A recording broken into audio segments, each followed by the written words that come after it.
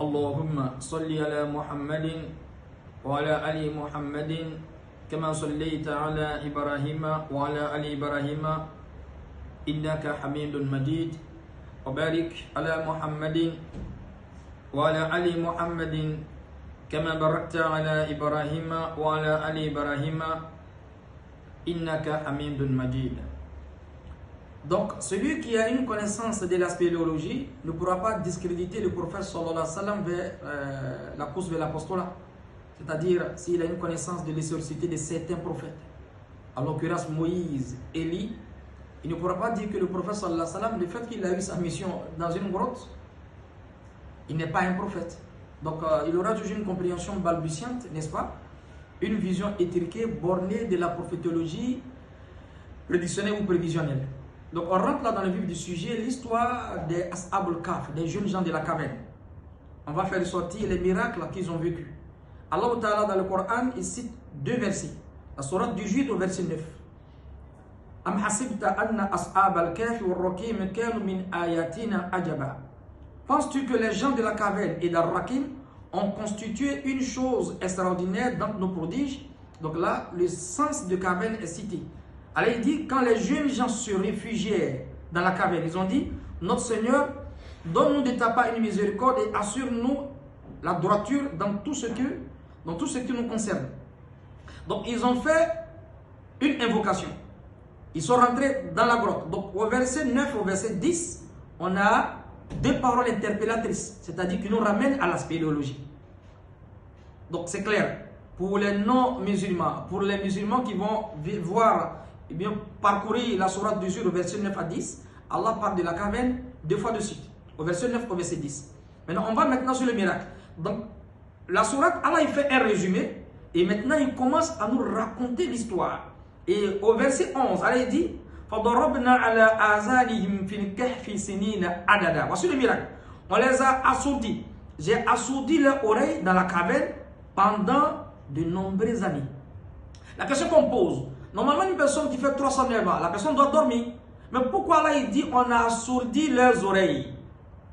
Quel est ce sens de cette manière de parler?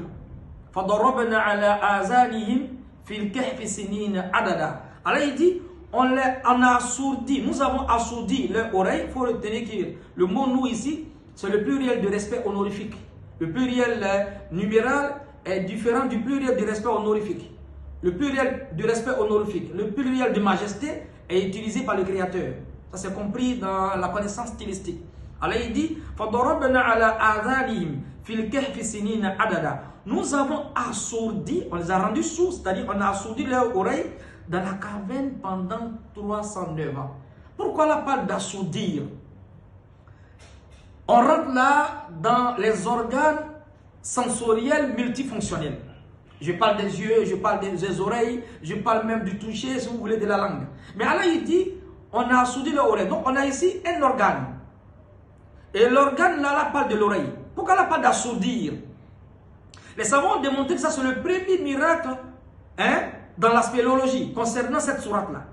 Parce qu'ils ont dormi pendant 309 ans avant de lire les autres versets. Allah dit on a assourdi leur oreille. Les savants disent que Allah il a désactivé l'audition.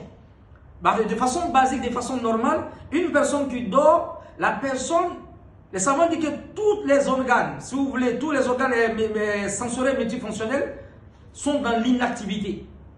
Sauf l'oreille. Sauf l'oreille. C'est-à-dire, Allah a fait que l'oreille est toujours active. Parce que, avec les bruits de l'extérieur, l'homme peut se réveiller directement.